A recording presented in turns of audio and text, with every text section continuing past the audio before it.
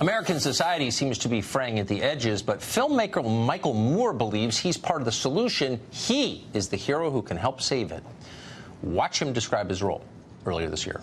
We must also cleanse our American soul of its white male privilege, its voracious greed, and its enforced ignorance that has made a population of semi-literate and unaware people.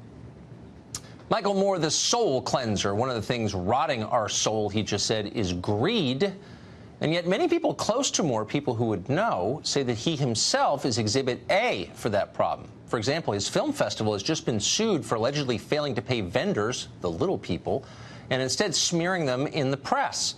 Meanwhile, Moore's ex-wife says that he stiffed her on the profits from the films she helped produce. Those would include Bowling for Columbine and Fahrenheit 9/11. Greg Gutfeld has long made a passion of studying the career of Michael Moore. He also, of course, hosts The Five on Fox as well as the Greg Gutfeld Show, and he joins us tonight. So I'm a little confused by this, Greg. Michael Moore, one thing we know about him is he's a champion of the people. So why isn't he championing individual people and instead scamming them, they say? Well, that's where you're wrong. He's a man of the people unless those people are working for him. Yes. Then he will shaft them to pay for his pies because he loves his pies. You know, it's the truth of the activists, Tucker. They think globally, but they're jerks locally. The act of caring actually excuses their own obnoxious, self-involved, arrogant behavior. If you ever were in college, you know this. If you had a roommate that was an activist, they would go to the peace marches, but they would never pay their rent on time. They'd never spring for the toilet paper, and they always ate your food, Tucker. I'm also worried because Michael Moore is looking more. So true. It's true, but Michael Moore is looking more and more like Large Marge from Pee-wee's Playhouse, the movie Pee-wee's Great Adventure. Do you remember Large Marge, the truck driver? I missed that. Maybe I saw the sequel. Maybe. And by the way, he believes that the world's coming to an end. Why is it that people who think they're so brilliant and they think that the world is coming to an end, they never bathe or wear fresh underwear? Well, maybe that's why, because it's not worth it. But wait, I'm still sort of confused by this. So if you really cared about the world and making it better, wouldn't you begin with the people around you? They're unimportant, Tucker. They're unimportant because you have a greater mission in life, and that is to save the world. Therefore, you could be mean to your wife. You could ignore your kids. You could cheat. You could be terrible. And by the way, Tucker, you're not so perfect yourself.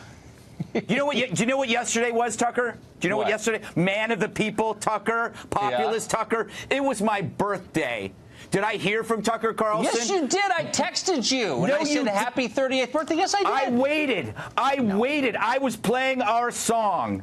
You lost wore your favorite shirt. You lost your phone in a bar, and you know it. Anyway. So I'm going to ask you this, because you're the perfect person to ask. Sure. Very shortly in the show, we're going to speak to Stormy Daniels' attorney in just a few minutes. If you were sitting in this chair, what would you ask him? I would, he's a porn expert. So I would ask him, how do you permanently erase your browser history? Because I'm always interested in that. That's a question. A lot of my friends ask me that question. No, here's what I'm complaining. I got nothing against porn, but this is a highly immoral activity that Stormy Daniels is participating in. It's not adult films. It's that she reneged on a deal. She is a paid sex worker. She gets paid for sex.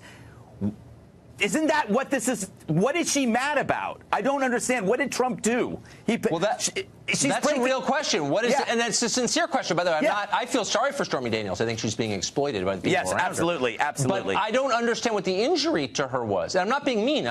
Do you know what it was? It was a deal that they made, and I think maybe she's mad that she could have gotten more money out of it than she did because he became president. Maybe that's why she's upset. The other sad thing about porn is that no one ever retires.